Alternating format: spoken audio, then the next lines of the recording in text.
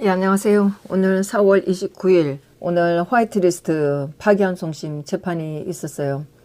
판사는 대통령 재판, 파기환송심 재판을 하는 오석준, 이정환, 정수진 판사들이 했고, 어제 우병우 수석이 재판한 같은 법정이었었는데, 어제는 제가 눈치를 못 챘는데 오늘은 보니까 증인이 앉는 석까지 투명한 그 박스로 이렇게 처리를 했더라고요. 저는 이제 또 사람이 많이 오면 자리가 없을 것 같아서 좀 일찍 가려고 노력은 했었어요. 그래서 삼청에 복도에 가니까 뭐 피고인들이 원래가 9명인데 여기에 김재원 국회의원은 무죄가 났어요. 그래서 아마 이 파기환송심에서는 오지 않아도 돼서 8명이 왔는데 그 피고인별로 변호사들이 뭐 1명 내지 2명, 3명 이렇게 붙어서 굉장히 복도는 좀 복잡한 그런 상태였었어요. 제가 먼저 도착했고 나중에 조윤선 장관하고 남편하고 또 다른 변호사하고 같이 했고 김기춘 시장님은 먼저 오셔갖고 앉아 계셨고 제가 인사를 했고 그 다음에 뭐 정관주 씨도 인사를 했고 그 다음에 현준 행정관은 나중에 끝나고 나서 봤어요. 예, 그리고 신동철 비서관은 뭐 제가 그전에도 인사는 하긴 했는데 오늘은 그렇게 인사는 못 했었어요. 네, 그리고 오도성 씨는 뭐 오도성 씨하고는 그렇게 눈을 잘 안 맞췄던 것 같아요. 그렇게 해서 그 삼청 벽에 안내판에는 10분 단위로 재판을 하는 것처럼 이렇게 돼 있어서 오늘 그냥 출석만 하긴 하고 오늘 재판을 끝내겠다. 다음에 재판 하나 보다 이렇게 해서 들어갔는데 판사가 재판을 시작하는 거였어요. 뭐 파기환송심 재판이 뭐 그렇듯이 뭐 첫날 재판인데 바로바로 재판을 해버리는 그런 상황이었는데 일단 양형을 위한 변론 기회를 주겠다. 뭐 이렇게 얘기를 했어요. 그래서 현기환 수석하고 김기춘 실장만 양형 변론 기회를 갖겠다. 이렇게 해서 6월 17일 재판을 6월 17일 10시에 이 두 분을 위한 그 양형 변론을 갖겠다고 하고 또 그날 바로 또 결심까지 하겠다. 이제 이렇게 얘기를 했었고 다른 6분들은 뭐 저는 들으면서 잘 몰랐는데 분리해서 하겠다 이렇게 대답을 했는데 이것이 곧 오늘 바로 결심을 내리는 그런 거였었어요. 그래서 보통 때를 하듯이 검사가 구형을 했고 뭐 5년 3년 뭐 이런 식으로 했어요. 예, 그렇게 하고 그다음에 각 변호인들이 피고인들을 위한 진술을 해주고 그다음에 또 피고인들이 뭐 최후 진술 같은 거를 했는데 화이트리스트 같은 경우에 그 1심 선고가 2018년 10월 5일 날 있었잖아요. 그 2018년 8월 6일에 김기춘 시장님이 동부법원에서 석방되고 나서 2달 후에 2018년 10월 5일 화이트리스트 선고가 나면서 바로 또 법정 구속이 됐었죠.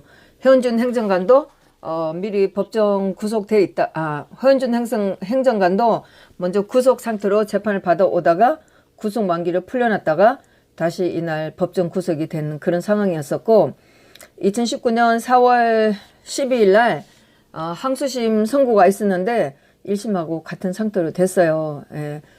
화이트리스트는 사실 형이 1년으로 집행유예 뭐 구속이 되지 않은 거기 때문에 일단은 뭐 1심에서 이제 선고가 난 이후로는 조금 덜 긴장을 하는 상태였었죠. 뭐 또 대법원까지 갔다가 파기환송심 됐는데 여기서 더 악화될 일은 없으니까요.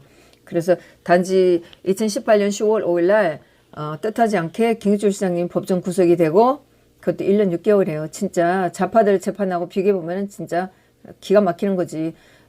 전병헌 같은 경우는 6년을 받고도 사실 5년 하고 뭐 또 이제 1년 합쳐갖고 6년을 받았음에도 불구하고 법정 구속 안 됐잖아요. 참 전병헌 재판에도 항소심 돼서 아마 꽤 됐을 텐데 언젠가 한번 가봐야 될 것 같아요. 곧 결심이 될지도 모르죠. 전병헌은 이 정도 되면 아마 감옥 속 갈 거예요. 하여튼 그렇게 전병헌 같은 경우는 5년이나 받아도 구속이 안 됐는데 1년 6개월 받고 법정 구속이 된 거예요. 아주 법정 구속되는 건 아주 명백하게 선고를 내린 거죠. 그때 이제 회원준 행정관도 1년 6개월에 법정 구속이 됐었고, 네. 형기한 수석도 뭐 형을 더 받았는데 어차피 그런 뭐 다른 뇌물건으로 나 지금 징역을 살고 있기 때문에 뭐 별도로 절차 없이 다시 구속이 되는 그런 상태였었죠. 그렇게 해서 이 형기한 수석하고 김기춘 시장만 따로 양형 관련 변론 기회를 갖겠다 이렇게 했고, 다른 분들은 변호사들이 변론해주고 결심을 했는데,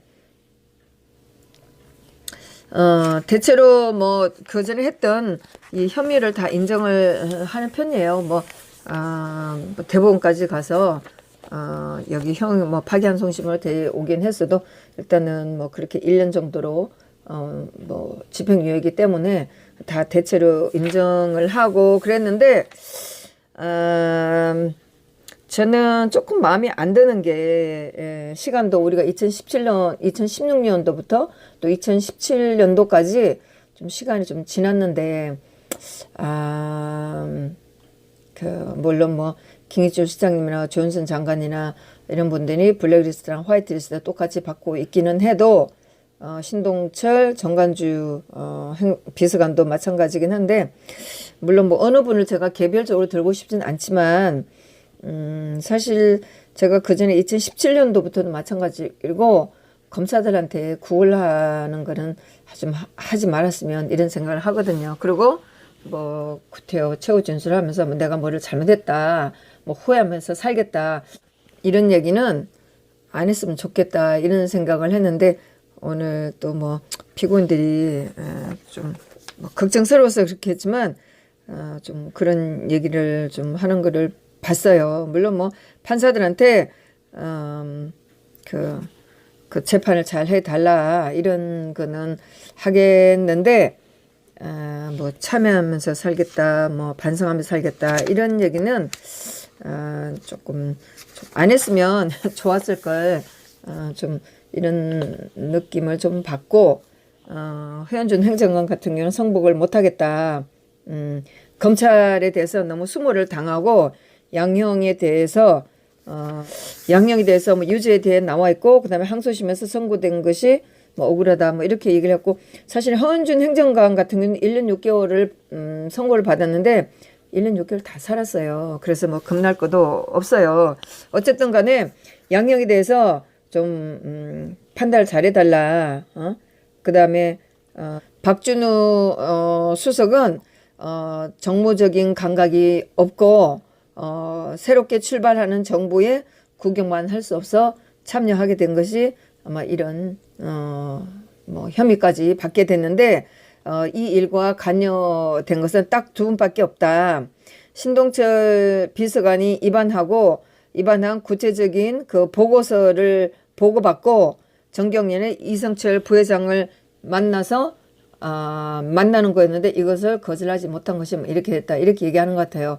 정경련에서 그 보수 우파 단체를 지원해 달라고 요청을 한 건데 이것을 거절하지 못한 그런 것이 이런 상황이 됐는데, 이게 위법성에 대해서는 굉장히 미비하다 뭐 이렇게 주장을 했어요. 그러면서 6월 13일 그 연도는 잘 모르는 6월 13일 퇴직한 이후에도 책임을 지는 것은 좀 가혹하다 이제 이렇게 좀 주장을 했었고, 박준호 수석이 하는 얘기가 재직 중에 일어난 사건에 대해서 근고형 이상을 받으면 연금이 2분의 1로 줄어든다. 그래서 이거 외에는 특별한 수익이 없다. 그러면서 아무런 정치적인 이념도 없고 정치적인 활동을 하지 않은 상태다. 지금 외교관의 자리에 있었고 딱 보고 한 번 때문에 생계의 위협까지 당한다. 위정도 마찬가지로 인정할 수 없다. 그러면서 뭐 위정 그 했을 당시에 뭐 오랜 시간 조사를 받고 중복된 질문을 강요받으면서 그때 뭐 사실처럼 얘기를 할 수밖에 없었다. 이렇게 얘기를 하면서 재판장 현명한 판단을 요한다. 그러면서 변호인 의견을 낼 것이다. 이제 이렇게 얘기를 했죠. 마지막이니까 절절하게, 요청을 해야 되겠죠. 뭐 조윤선 장관 같은 경우도 변호사가 그렇게 많이 다투지는 않았었어요. 그래서 뭐 간대한 뭐 제가 노트에 써놨긴 했는데 정리가 좀 잘 안 되네요. 그래서 간대한 양형에 참작해서 간대한 판단을 요한다. 뭐 이렇게 얘기를 했었고, 신동철 비서관이나 정관주 비서관 같은 경우에 신동철 비서관 같은 경우에는 뭐 개인적으로 이익을 취한 게 없다.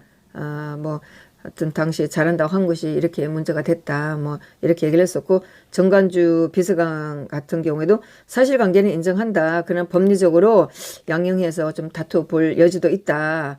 재판이 빨리 이게 신속히 확정이 되어서 생활이 안정됐으면 좋겠다. 이제 이렇게 얘기를 했는데, 신동철 비서관이나 정관주 비서관은 이분들이 블랙리스트에도 관련된 분들이에요. 근데 화이트리스트는 이제 또 거의 비슷한 거, 하나는 좌파 단체 배제, 지원 배제, 또 화이트리스트는 우파 단체 지원, 뭐 이렇게 모순되는 이런 재판을 받고 있었는데, 하여튼 두 번째 재판을 받게 돼서 그런지 화이트리스트 재판 받을 때는 좀 여유 있게 받으셨어요. 그리고 신동철 정관주 비서관 같은 경우에는 뭐 제가 있으면 달게 받겠다 이제 이렇게 했고, 오늘도 뭐 그런 식으로 좀 얘기를 한 것 같고, 오도성 씨는 제가 잘 뭐 눈도 잘 안 맞췄고 이분하고는 별로 안면은 없어요. 예, 그래서 이분도 유무죄 확정된 부분 뭐 양형에 대해서는 참작해달라 이제 이렇게 얘기를 하고, 이제 뭐 이제 변호사들이 다 얘기를 하고 나서 판사가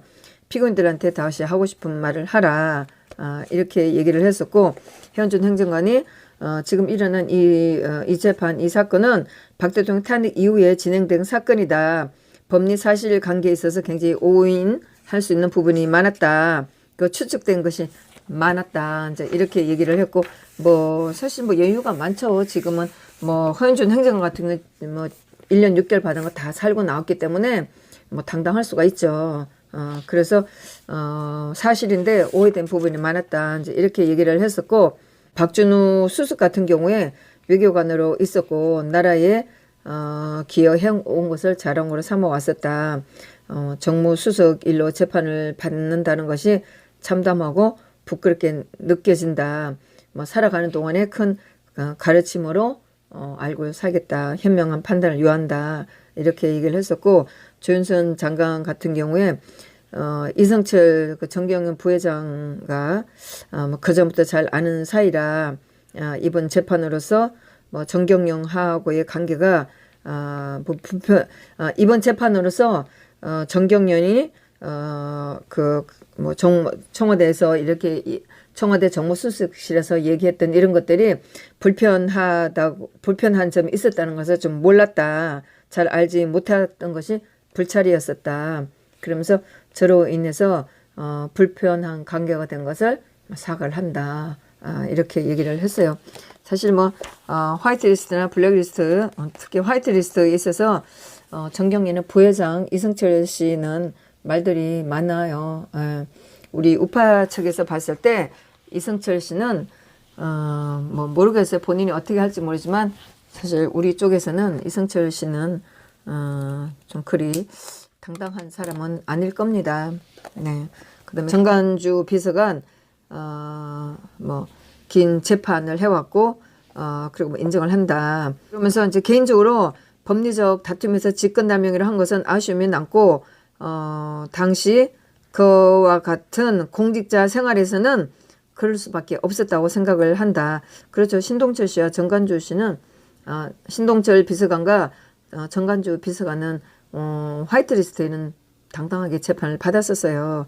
그리고 뭐 그전에 피고인 최후 진술에서도 이게 제가 된다면 죄를 받겠다 이제 이렇게 한 분들이었었어요. 그러면서 정관주 이제 비서관은 역시 남은 인생을 뭐 오늘 재판 같은 걸 참작하면서 살겠다 이제 이렇게 얘기를 했고, 그다음에 마지막으로 오도성 비서관 같은 경우에 여러 사실관계가 말이 많지만 뭐 서면으로 제출하겠다. 그러면서 판사한테 빠른 판결로 일상으로 돌아갈 수 있도록 해주길 바란다. 이렇게 이제 얘기를 했는데, 오늘 재판에서는 뭐 우병우 수석하고 저하고 또 우리 재판에 오는 친구하고 이렇게 세 사람 들어갔었고 기자들이 좀 있었는데 워낙 이제 피고인들이 많아서 사실 못 들어갈 줄 굉장히 걱정을 했었어요. 예, 그랬는데 뭐 다행스럽게 다 들어갔고 기자들이 뭐 타이핑은 친 것 같았었고 많이 오지는 않았었어요. 그래서 기자들이 몇 명 있었고 그래서 재판은 바로 끝났는데 사실 저는 항상 뭐 좀 아쉽죠. 그 파기환송심 재판에서 뭔가 좀 극렬하게 좀 다퉈보기를 바랬는데 뭐 바로 하자마자 뭐 결심을 해버리니까 도대체 파기환송심을 왜 하는지 모르겠어요. 뭐 그게 죄를 깎아주는 게 아니라면 뭐 이런 게 왜 하는지 모르겠어요. 하여튼 뭐 판사가 6월 17일 날 회원준 행정관 김기춘 시장님 재판하고 나서 뭐 2, 3주 내 뭐 한 달 이내에 선고를 한다고 하니까 6월 17일 하면 6월 말이나 7월 초에는 선고를 하겠죠. 예. 그래서 뭐 이 건은 직접적으로 대통령이 별로 관련돼 있는 것 같지는 않은데 블랙리스트 같은 경우는 대통령이 그 김문석이가 항소심 판결을 하면서 대통령 알고 있다 이렇게 하고 대통령을 끌고 들어갔거든요. 예. 그래서 이제 뭐 이것들이 재판이 끝나면서 정리해가면서 이제 대통령 재판을 마지막으로 어떻게 정리를 해나갈지는 이제 지켜봐야죠. 하여튼 그래서 오늘 재판은 이렇게 끝났는데 오늘 제가 법원에 가니까 뭐 법원에 들어가는 것은 그 5번 출구 쪽으로 들어가는 그런 거였는데 기자 뭐 그 사진 기자들이 엄청 많이 와 있었어요. 근데 그 시간에 뭐 이 화이트리스트에 오시는 분들을 찍으려고 했는 건지 기자들이 많이 와 있었고 그다음에 오후 2시에 조주빈 그 N번방 그 재판이 있더라고요. 그래서 뭐 제가 거기까지 갈 일은 아닌데 하여튼 그래서 그런지 제 법원 내에 기자들이 좀 많이 와 있는 거를 좀 봤고 그러면서 또 2층에서 제가 이 302호 화이트리스트 재판장으로 들어가려고 할 때도 뭔가 이렇게 사모만 경비 같은 거 몸수색하고 그런 거를 좀 봤습니다. 예, 오늘은 화이트리스트에 관해서 우정찬 기자가 또 유튜브를 바로 올리셨더라고요. 그래서 법리적인 거는 우정찬 기자 글을 보시고 저는 뭐 아무래도 좀 전문가가 못 되기 때문에 그 분위기 위주로 이렇게 말씀을 드렸습니다. 사실 분위기가 어떤지 살펴보는 것도 좀 중요하거든요. 예, 오늘 화이트리스트에 대해서 말씀드렸습니다. 감사합니다.